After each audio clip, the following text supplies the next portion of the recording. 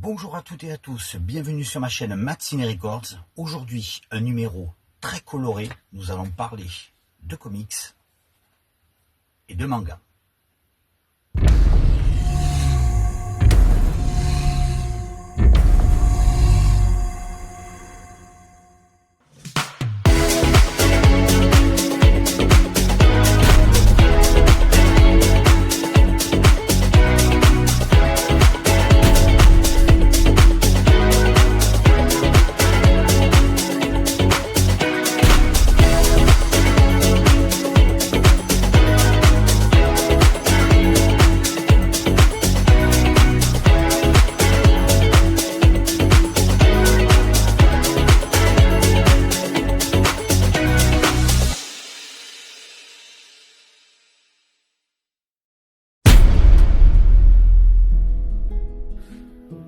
Bonjour à tous et à toutes pour ce spécial comics et manga. Alors, je n'ai pas évidemment énormément de comics et énormément de mangas. Je n'ai pas une collection absolument titanesque. Il y en a qui ont des collections beaucoup plus importantes que la mienne. Là, je vous fais vraiment un petit débrief de ce que j'ai. Le coup de partager ensemble cette petite passion du comics et du manga, parce que j'aime beaucoup. Le manga, c'est surtout les livres, c'est surtout mes enfants qui adorent ça. Et moi, évidemment, je suis plutôt de la génération des années 70 et 80. Et je me souviens, quand j'étais gamin, j'avais eu ces deux petits, tout petits livrets spécial Goldorak. Alors, je sais pas du tout où est-ce que je les ai eus. Je sais que ma mère me les avait achetés.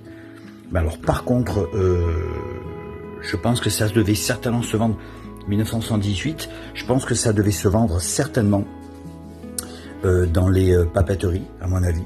Le Goldorak et l'aventure d'Alcor, une petite aventure en quelques pages. Voilà, c'était super joli, super beau. Voilà. Minos, Hydargos, le grand stratégaire, Goldorak, toute une aventure. Voilà, ces deux petites aventures de Goldorak inédites sorties en 78. Je les ai gardées évidemment maintenant pour les trouver, c'est pas évident. Voilà, alors je vous continue avec ceci. Téléguide nous avait sorti des éditions. Alors j'ai pas tous les numéros, j'ai que ces deux numéros là. Le numéro 2 et numéro 7 spécial Goldorak avec le logo Antenne 2, vous voyez. Et puis voilà, regardez. Alors là c'était en 1978, pareil. Je crois d'ailleurs que ma mère m'avait acheté ces deux bouquins en même temps que ces deux petits livrets. Alors voilà les Goldorak à l'époque, comment ça se présentait.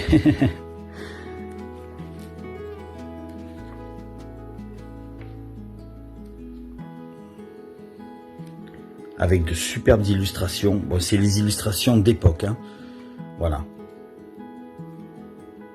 Les bandes dessinées après se sont un petit peu plus améliorés avec le temps, mais ceux-là, ce sont les originaux.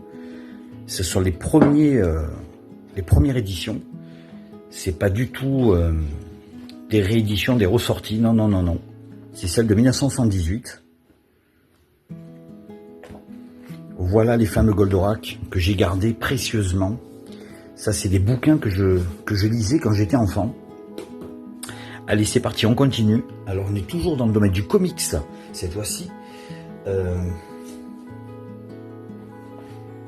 vous les mets à l'endroit. Voici le numéro 1. Alors, ceci, c'est une bande dessinée spéciale Spider-Man que j'avais acheté à un de mes fils, un Marvel. Alors là, par contre, là, c'est plutôt un achat à la Fnac ou à Virgin à l'époque, pour le coup. Voilà. Par contre, ceux-là, ils sont très très beaux. Vous voyez, les bandes dessinées, la qualité est quand même différente de ceux des Goldorak. Là, on voit que le temps a passé.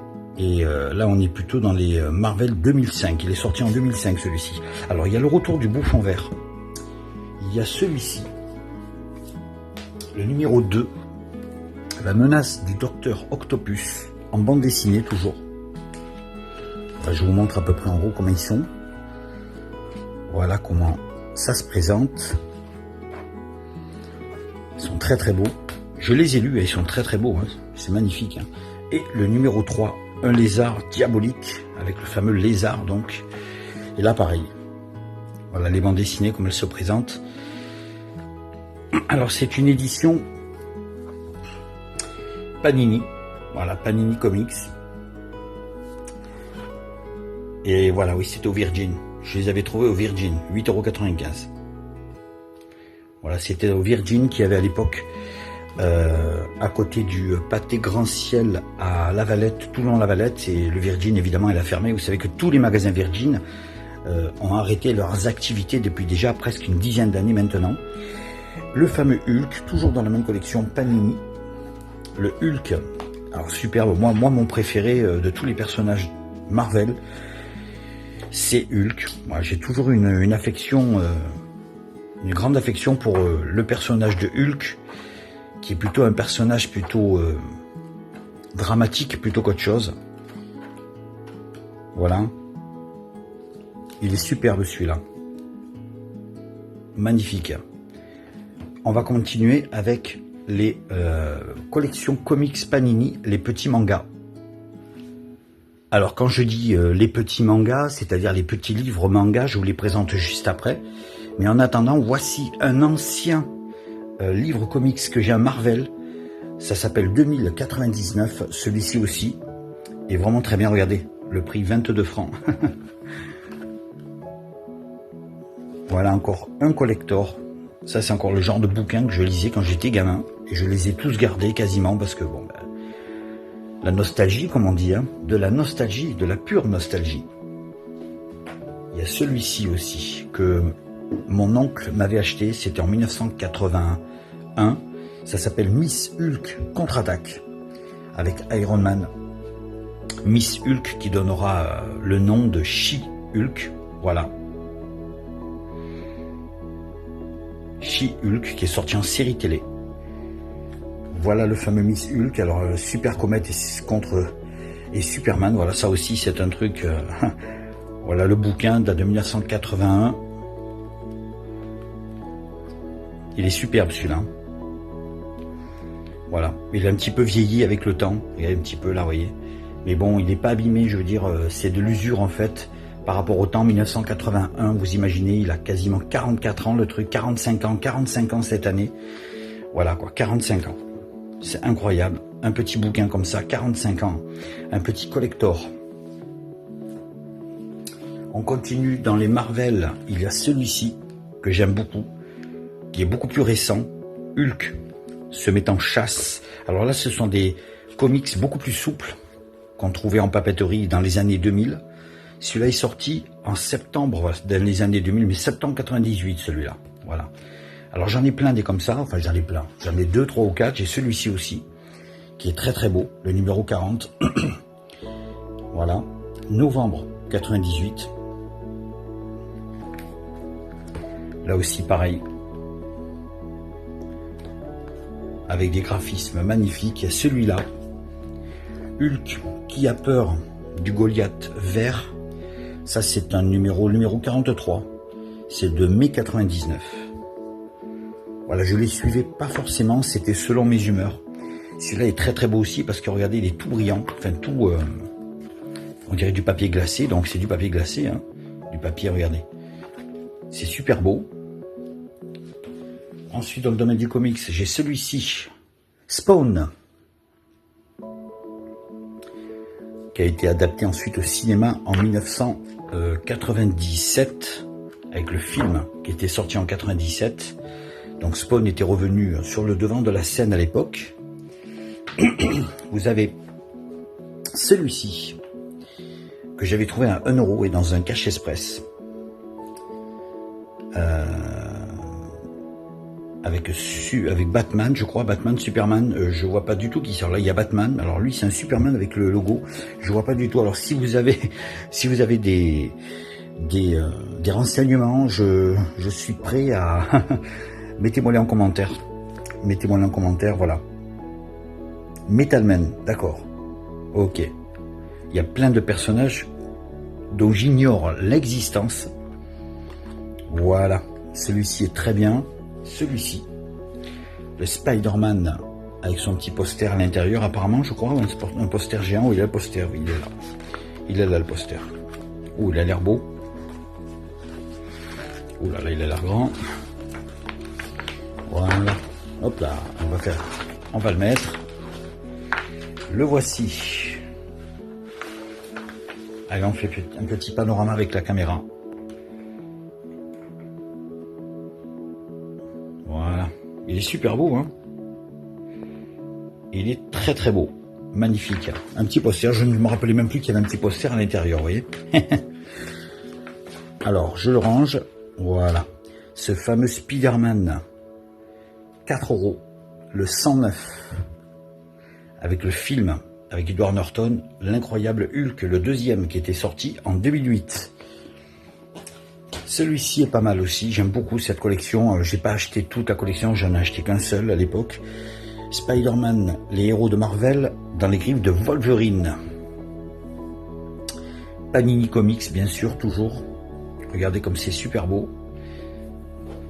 Ça aussi, c'était sorti dans les magasins comme la Fnac, Virgin ou Cultura, on peut les trouver.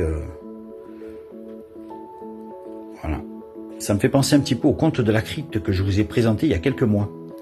Ça ressemble un peu à ça. Et puis il y a celui-ci. Alors celui-ci, ben, je sais qu'il était sorti en édition limitée. Alors je pense qu'il y en a beaucoup d'entre vous qui doivent l'avoir. Moi je l'ai pris de suite parce que j'étais curieux de le voir tout simplement, de le lire. C'est celui-ci, Spider-Man avec Barack Obama, ben oui. Et oui, celui-là il n'est pas facile à trouver apparemment, hein. Il serait totalement introuvable maintenant, je pense. Je sais pas. Mais voilà, il est là, oui. Le Spider-Man avec Barack Obama en couverture. Celui-là, je le garde parce qu'à mon avis, celui-ci, c'est collector.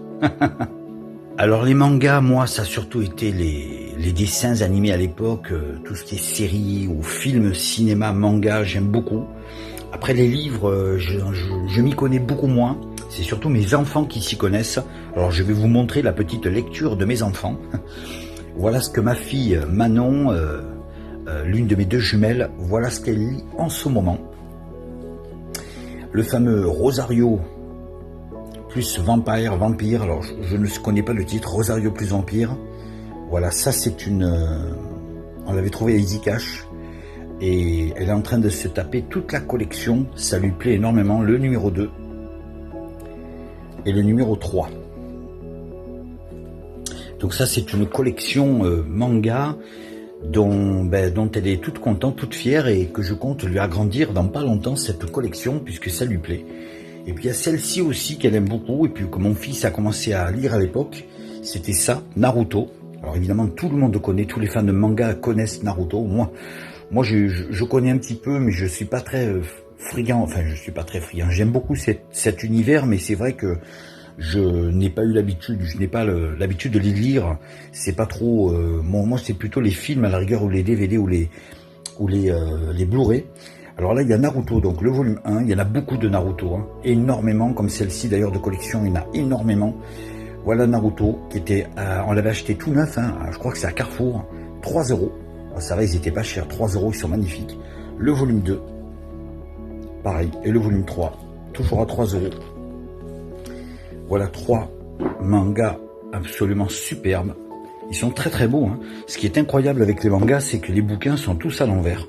Vous voyez, regardez, ça se lit par la fin et ça se termine par le début. C'est incroyable, c'est super beau, c'est super bien fait. Ensuite, il y en a 3 autres. Il y a ceux-là. Alors celui-ci, One Piece. Alors on les a pas tous, hein. Je lui ai pris en fonction de ce qu'il voulait. One Piece. Encore qui fait partie de la collection manga, donc. Chez Glénat, apparemment, donc. Édition. Il y a celui-ci. Toujours dans la même édition française Glénat. Le One Piece aussi, regardez, celui-là est superbe. Un peu plus épais. Et il y a Fairy Tail. Le numéro 5 de Hiro Mashina. Voilà, toujours 3 €. C'est vrai qu'ils sont pas très très chers. Je reconnais qu'au niveau des prix, ils sont pas très excessifs. Et ils sont très très beaux. En général, la plupart, ils sont en noir et blanc ou en couleur. Ça dépend. Voilà.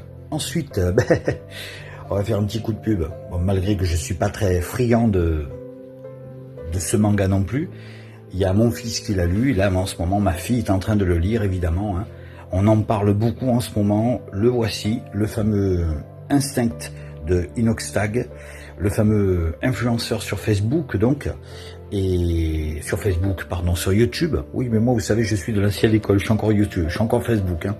Inoxtag de YouTube, voilà, de YouTube, pardon, avec son livre Instinct de chez Michel Lafon, c'est numéro 1 apparemment. Le livre est très très beau, superbe. Voilà, je n'ai pas eu l'occasion de le lire non plus parce que bon ben, je ne m'y suis pas mis pour l'instant. Pour l'instant, ce sont plutôt mes enfants qui y sont à fond dedans, voilà. Mais bon, ça a l'air quand même assez intéressant. Voilà. Là maintenant, nous allons passer à la section ciné.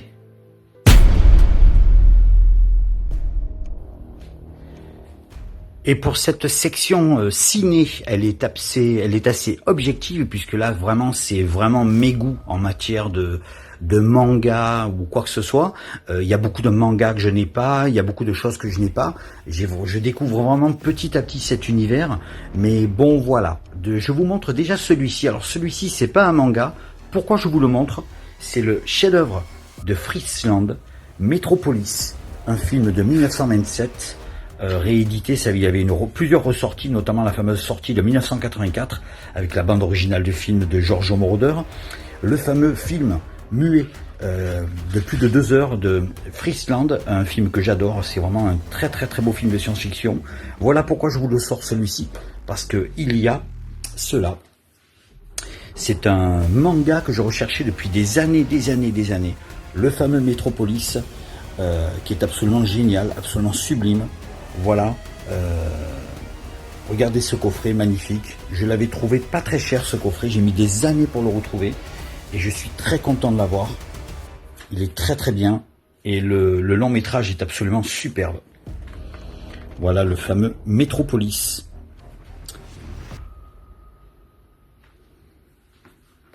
Voilà, regardez, je vous montre. Il est superbe avec son petit livret. Excellent, je vous le remets dedans. Le Metropolis d'Osamu Tezuka, Metropolis donc, le voilà. Belle adaptation, superbe. Celui-là, il vaut vraiment son pesant d'or. Il y a celui-ci que j'aime beaucoup, 1988, Le tombeau des Lucioles de Isao Takahata, superbe, magnifique. C'est vraiment plutôt, on n'est vraiment pas dans la science-fiction, on est plutôt dans le drame et dans un film de guerre. C'est très émouvant. Dieu sait si j'ai versé des larmes à la fin de ce dessin animé, de ce manga. 1988, voilà, un plaidoyer pour l'humanité. C'est vraiment un plaidoyer pour l'humanité. C'est un film qui fait mal, mais qui fait aussi du bien à l'âme. Le tombeau des Lucioles, que j'avais découvert sur Canal+, et que j'ai réussi à retrouver en DVD. Un chef-d'œuvre magnifique. On continue avec celui-ci que j'ai acheté il n'y a pas très longtemps, le fameux Les Maîtres du Temps de René Laloux. Alors celui-là, c'est pas un manga, c'est plutôt un dessin animé d'anticipation de science-fiction. J'adore La Planète Sauvage, j'adore Gandhara, mais mon préféré pour moi, ça a toujours été Les Maîtres du Temps. Alors j'ai aussi le Blu-ray. Le Blu-ray, je l'ai dans la salle vidéo que je vous montrerai. Voilà, donc je l'ai en DVD et en Blu-ray.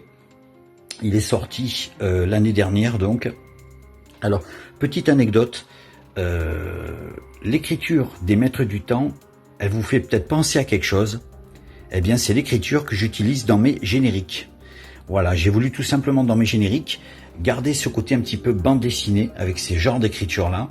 Et j'ai rendu en même temps un petit peu hommage au Maître du Temps, qui est un de mes dessins animés préférés, un de mes dessins animés de science-fiction préférés. Voilà, Les Maîtres du Temps de René Laloux, superbe. Je vous montrerai le Blu-ray aussi. Un autre que j'aime beaucoup, dans une production Ivan Reitman, c'est celui-ci, Métal Hurlant, qui est sorti en 1981, un film, on va dire un manga américain, hein, un dessin animé d'anticipation, de science-fiction, où il y a de l'horreur et de la science-fiction dedans. J'ai la bande originale du film, je vous l'avais montré en CD la dernière fois. Je l'ai encore sorti, je vous la montrerai après. Métal Hurlant, produit par Ivan Reitman. Il est absolument grandiose, superbe. Et puis il y a celui-ci, qui est en fait la suite, sortie pratiquement 20 ans plus tard, en 2000, avec la voix de Billy Idol dedans, où il y a Billy Idol qui fait la voix du méchant. Voici Heavy Metal 2000, Metal Hurlant 2000, donc la suite, sortie pratiquement 20 ans plus tard. Qui, par contre, celui-ci, le graphisme est très beau, mais après au niveau du scénario, je préfère quand même plus le premier. Celui-là, on n'a plus du tout les petits sketchs comme dans le premier film. Là, on a une seule et unique histoire. Il est très bien fait, il est très beau, mais c'est vrai qu'il n'y a pas la même magie que le précédent, ça c'est sûr. Un manga que j'adore, mais vraiment que j'adore, culte, de 1988, le classique des classiques, le fameux Akira. Superbe Akira. Voilà, je vous laisse regarder les bonus. Ça, c'est la version DVD. Il y a une version Blu-ray. Il y a plein d'éditions qui sont sorties sur ce film. Le fameux Akira de Katsuhiro Otomo. Voilà. Voilà la double édition DVD. Alors celui-là, évidemment, si vous ne l'avez pas vu, c'est à voir et à revoir et même à posséder chez soi. Akira, superbe. Toujours dans la collection des mangas, un autre que j'ai beaucoup aimé, c'est Blood, The Last Vampire. C'est un court-métrage qui dure 50 minutes et qui est plutôt assez gore hein, quand même. Hein. Voilà, on frôle carrément le cinéma fantastique, le cinéma d'horreur. C'est un très très beau manga. J'adore ce court-métrage qui dure 50 minutes, hein, on va dire 45, 50. Ouais, il dure à peu près 41 minutes. Je vois pas où il est le temps là. Ils l'ont mis quelque part. Il est vers ici, je crois que c'est 41 minutes, non 50. Enfin bref. Hop là. Ouais. Donc là, celui-ci, absolument génial. Et puis il y a celui-là que j'aime beaucoup. Évidemment, c'est l'adaptation cinéma. Blood, The Last Vampire. The Last Vampire. Un film de Chris Naon qui a été adapté. Les producteurs de Hero et les producteurs de Tigre et Dragon donc ont réadapté Blood de The Last Vampire. Mais j'aime beaucoup. Autant la version manga que la version cinéma. Alors cette version, c'est une version de 50 minutes, on va dire. C'est une version courte. Là, ils ont rajouté quand même tout le début et toute la fin, ce qui fait que bon, ça dure 1h30. Voilà, 1h30. L'histoire est un petit peu plus longue, mais tout le milieu du film est basé sur cette histoire-là. Donc bien évidemment, Blood, The Last Vampire, un de mes mangas préférés, j'aime beaucoup. Moi qui aime le fantastique et l'horreur, j'ai été servi. Celui-ci aussi, je l'avais vu au cinéma. Un des tout premiers films carrément réalisé entièrement en images de synthèse. Final Fantasy, sorti en 2001. Les créatures de l'esprit. Très beau, moi j'aime beaucoup aimé. Le seul problème avec ce genre de film, c'est que tout est bien fait, sauf le visage des héros. Je trouve que les visages sont un petit peu figés, il n'y a pas assez d'expression sur les visages, ce qui est bien dommage. Voilà. Mais c'est vrai que regarder la texture, c'est quand même vachement réaliste pour un film qui date de 2001. Maintenant, ça a peut-être pris un petit peu un coup de vieux, mais à l'époque, c'était révolutionnaire.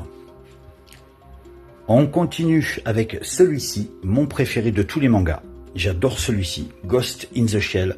C'est mon manga culte. Celui-là, je l'ai vu je ne sais pas combien de fois. J'adore ce manga. Absolument sublime. La bande originale est grandiose. Voilà. Tiré du manga de Masamune Shirow. Superbe. Ghost in the Shell. Évidemment du réalisateur Mamoru Oshii.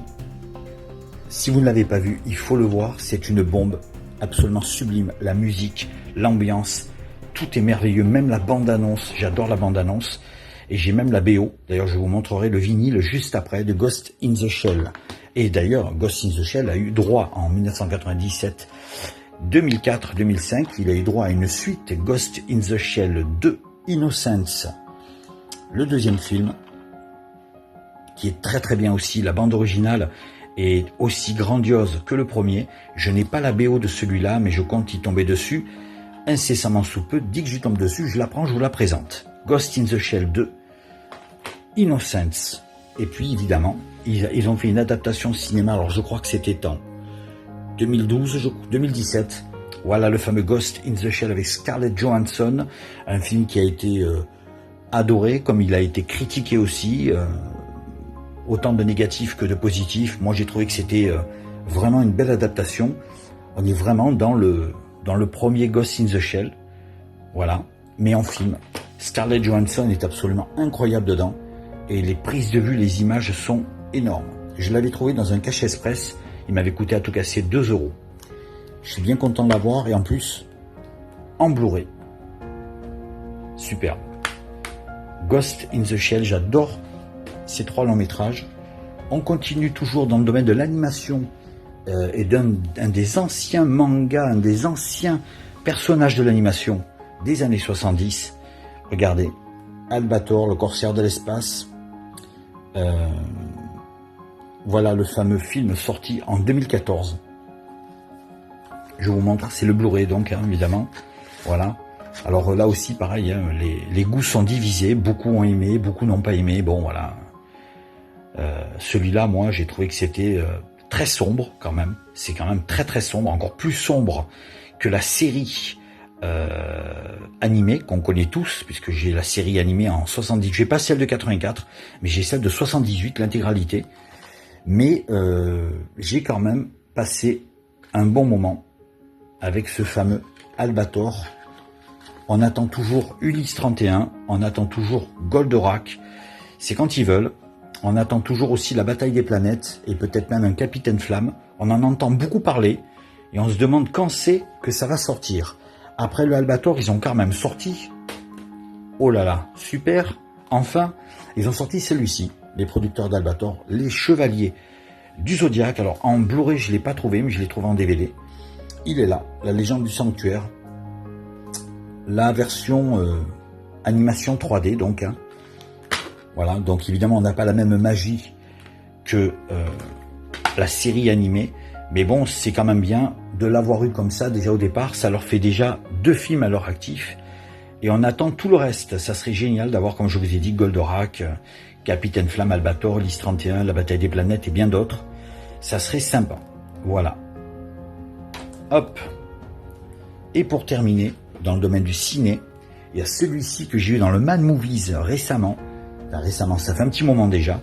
C'est Mars Express de Jérémy Perrin, un film de science-fiction, un bijou de la SF, un manga, hein, un manga français quasiment, hein.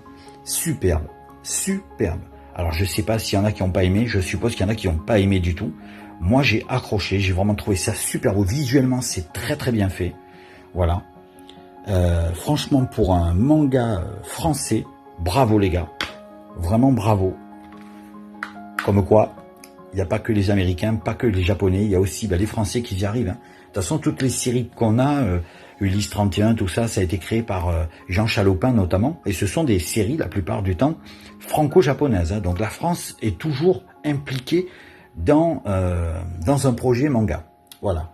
Le fameux Mars Express, qui est très très bien. Et il y a celui-ci, qui n'est pas un manga à proprement parler, mais c'est un film que j'ai adoré, et qui a été un échec au cinéma malheureusement. Le fameux Titan AE. Celui-là est absolument grandiose, de Don Bluth et Gary Goldman. Don Bluth, qu'on ne présente plus, hein. Brisby, le secret de l'anime, Fievel et le Nouveau Monde, notamment, hein. Il a travaillé sur beaucoup de bon nombre de longs métrages, mais celui-là, Titan AE, est absolument grandiose. Regardez, c'était le coffret qui était sorti à l'époque en DVD. Il était magnifique, hein. Et là, vous aviez le coffret avec le disque dedans, avec les petits flyers et la boîte. Ah oui, regardez, ça s'ouvre. Et hop, ça se referme. Et la boîte, voilà, se referme comme ça. Je remets bien le petit flyer dedans. Attendez, hop. Voilà. Et voilà, regardez. Joli coffret collector de Titan AE. L'animation a désormais son Star Wars. Celui-là au cinéma, ça devait être une tuerie. Malheureusement, le public n'a pas suivi. Ça n'a pas été le succès escompté. C'était sorti en septembre 2000. Voilà. Regardez-le, celui-là. Découvrez-le. Il est vraiment très très très beau. Il est superbe. Surtout en DVD ou en Blu-ray, bien sûr. en VHS, le format n'était pas respecté, c'est ça qui est dommage. Mais regardez-le ou en DVD ou en Blu-ray, vous n'allez pas regretter. Titan AE, After Earth, voilà. Allez, on passe à la section musique.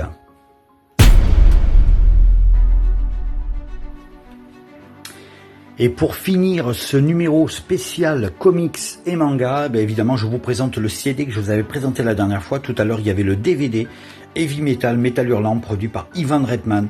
Voilà, je ne le dirai jamais assez, j'adore cette bande originale de film. En CD il est là, alors je vais pas m'y attarder parce que je vous l'ai déjà montré. Voilà la track listing. Il est superbe, celui-là franchement, si vous l'avez, gardez-le précieusement. Si vous ne l'avez pas, recherchez-le, surtout si vous aimez le hard rock, toutes les musiques heavy metal, c'est le cas de le dire. C'est une bombe, absolument magnifique. Alors en vinyle, j'ai ça dans le domaine du manga, du dessin animé, du comics.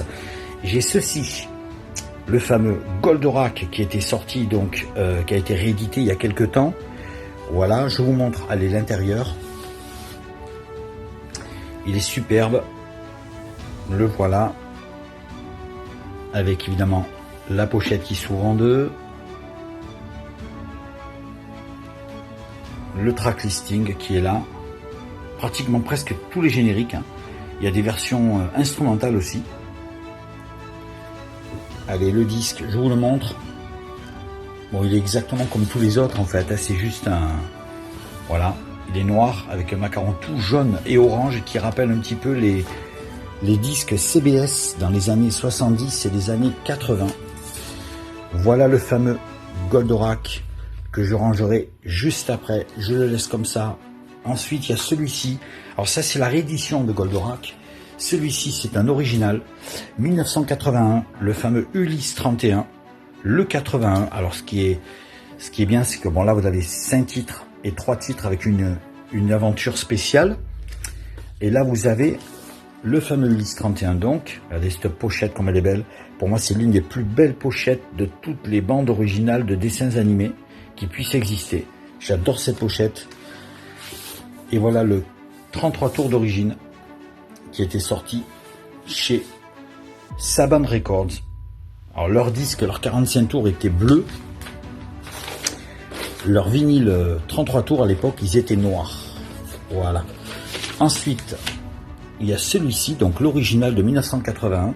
Et celui-ci que j'ai pris parce que j'adore tellement Ulysse 31 que bien évidemment la réédition de 2016 pour les 35 ans de la série, une série super culte. Voilà la réédition de 2016, le Ulysse 31 réédité avec, regardez, un titre en plus, le fameux Ulysses version anglaise.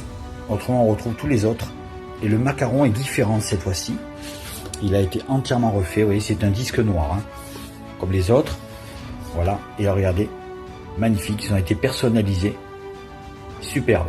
Et ils ont fait pareil pour les autres, que je vais vous montrer d'ailleurs. Hop là, allez, c'est parti. 1983.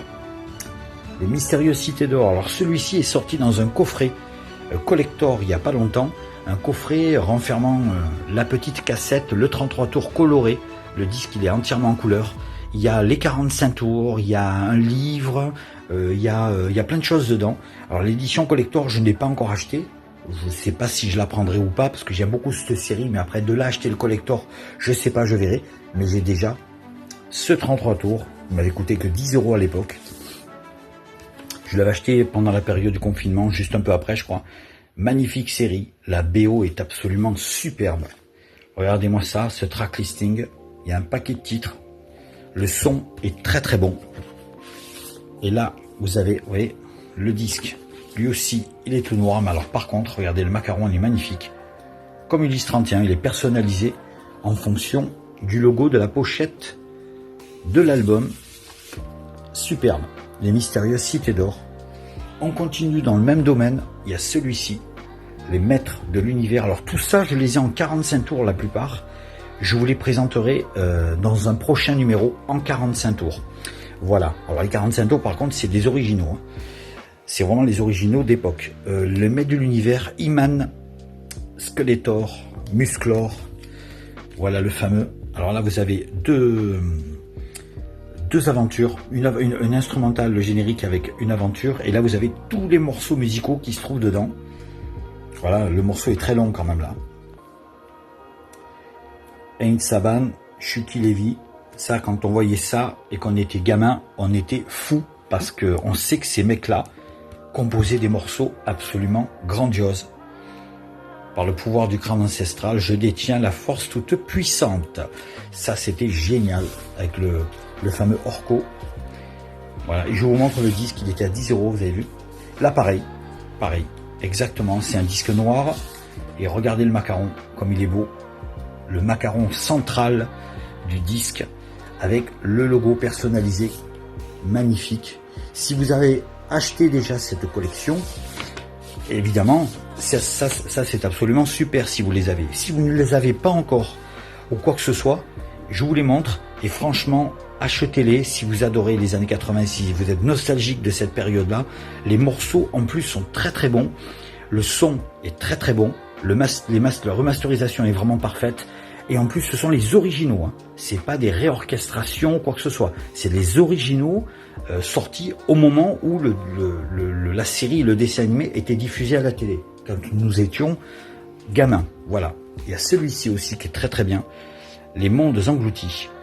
La musique est composée par Vladimir Cosma. Puis il y avait aussi les mini-stars qui avaient chanté la chanson générique de Les Mondes Engloutis. Alors là, pareil, très beau disque, magnifique. Là, vous avez donc tout le track listing. Et là, vous avez pareil, le disque avec tout noir, pareil. Hein. Et regardez, voilà le macaron qui est assorti. Ah, ils ont vraiment fait ça bien. Hein. Vraiment, ils ont fait ça très, très, très bien. Voilà. Si vraiment vous hésitiez à les acheter, parce que le prix est un petit peu trop bas, vous vous dites la qualité doit pas être, ben, je vous jure que la qualité est très bonne, le son est très bon, et regardez-moi ces petites merveilles là, moi j'attends de tomber sur d'autres, je sais qu'il y a Capitaine Flamme, je sais qu'il y en a d'autres qui sont sortis, et j'ai hâte d'y tomber dessus pour agrandir la collection. Allez, je continue encore. Et pour terminer, là cette fois-ci on va un petit peu laisser tomber les séries télé, on va plutôt partir au cinéma. Alors je vous montre une bande originale de film qui a, évidemment, c'est un Marvel, dont je vous ai montré les bandes dessinées tout à l'heure.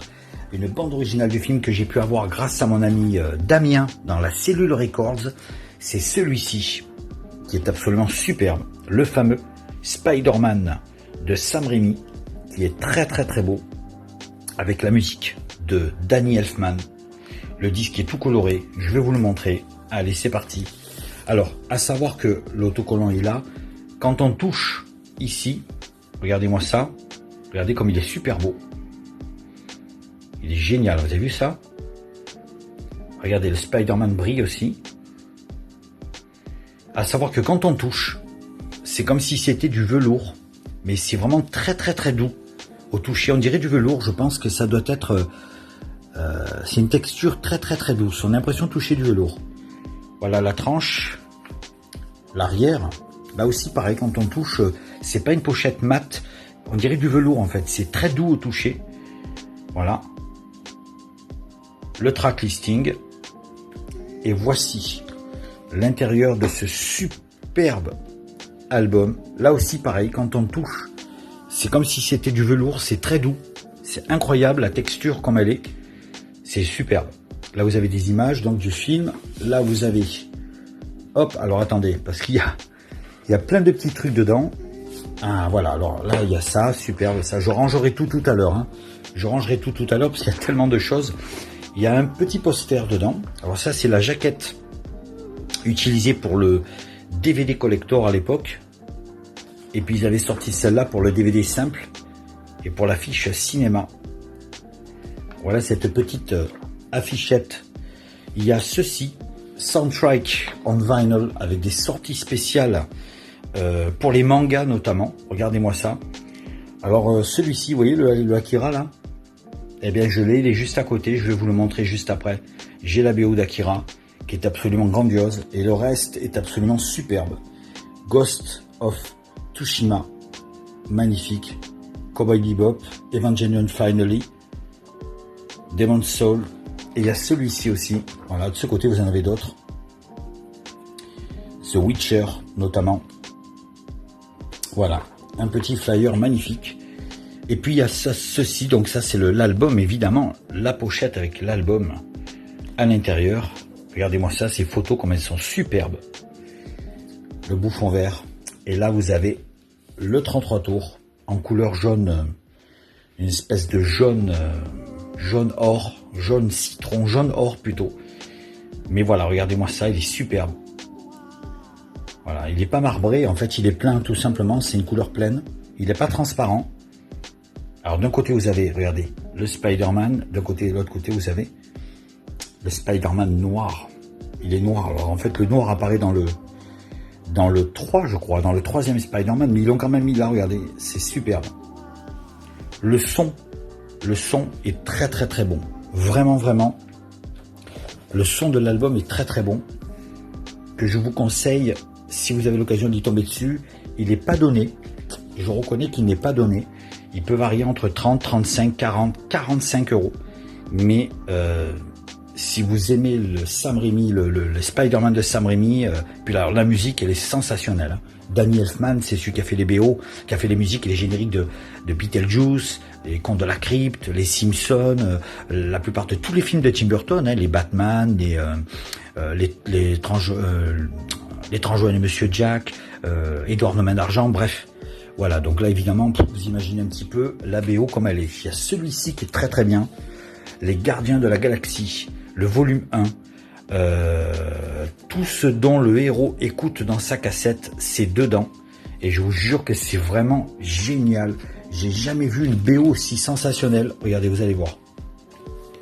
Alors je suppose qu'il y a beaucoup de personnes qui, comme moi, ont le même album. Je pense surtout à celles et ceux qui ne l'ont pas. Voilà le fameux volume 1. Alors vous avez Blue Suede, Raspberries, Norman Grimmauld, David Bowie. Il y a Evan Bishop, il y a des Jackson 5.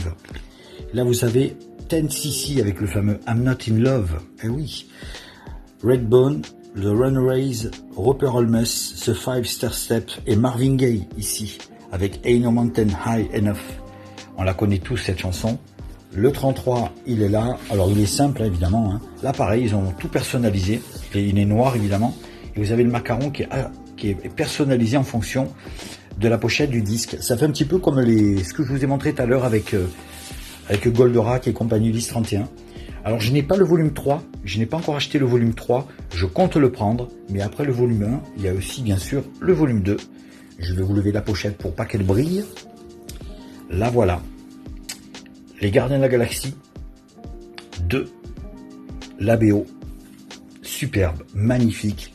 Alors là, il y a des morceaux que j'adore. Electric Light Orchestra, un groupe dont je vous ai parlé il n'y a pas longtemps, dans la section rock, avec leur titre Mr. Blue Sky, un morceau sensationnel.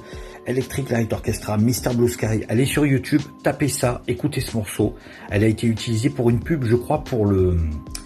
je ne sais pas si c'est pour SFR ou si c'est pour Orange.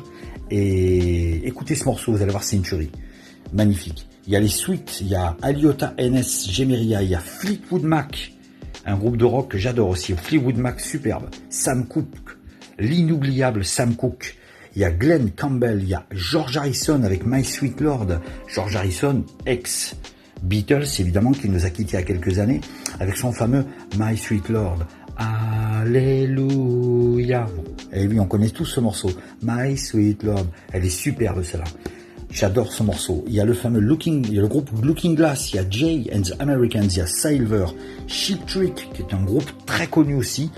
Ils avaient d'ailleurs, je pense, oui, c'est eux qui avaient notamment signé un titre dans la bande originale de Top Gun. Il y a un titre de Cat Stevens, il y a Parliament, et tenez-vous bien, le titre final, Guardians Inferno, est chanté par The Snippers, et regardez bien, David Hasselhoff, et oui, David Hasselhoff, sa voix a été samplée à l'intérieur, et oui, David Hasselhoff, qui de temps en temps, depuis Looking for Freedom, nous revient avec quelques titres par-ci par-là.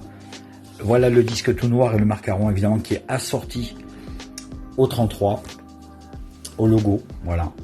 C'est très très beau, franchement, là, les bandes originales des Gardiens de la Galaxie sont absolument merveilleuses. Et je finis par ces deux merveilles. Les voici, la bande originale de Akira la Symphonie Suite. Alors là, le nom, j'arrive pas à le dire. Geno Yama Shiromu Jumi. Pardon pour la prononciation. Mais alors, quelle merveille. Incroyable. Incroyable cet album. Regardez-moi cette beauté. Il est très lourd, très épais. Regardez ça. Il est très très beau. Allez hop, on l'ouvre. Le fameux Akira, la BO. Allez hop, je vous montre l'intérieur. Voilà. Le visuel qu'ils ont utilisé pour l'affiche du film, bien sûr, en 1988. Hein, avec le disque. Voilà, et son macaron.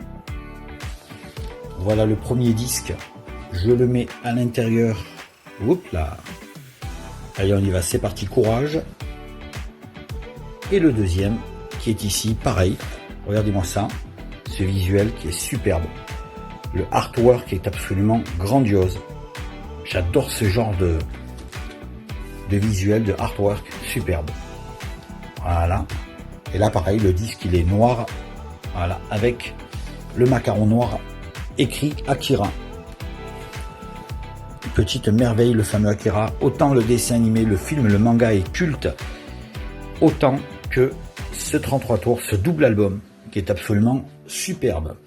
Et on finit par mon manga préféré, en beauté, le final, le fameux Ghost in the Shell. Alors, l'édition collector avec le Ghost in the Shell qui brille, je ne l'ai pas, mais c'est pas grave, hein, j'ai quand même la BO en vinyle, je suis content de l'avoir.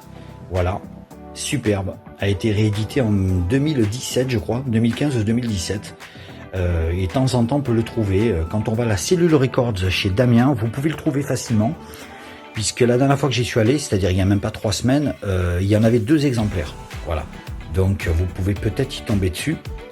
Et vous pouvez même carrément lui demander, autant ça se trouve, il peut peut-être les avoir à ça. Et puis ils sont neufs, hein. Ils sont tout neufs. Voilà.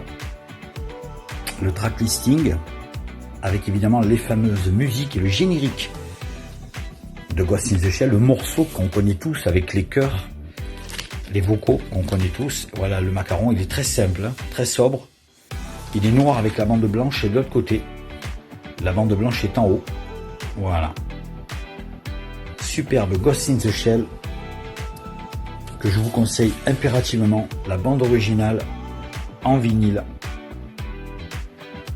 aussi fascinante que le long métrage. Allez, on va passer à la conclusion, les amis. À de suite.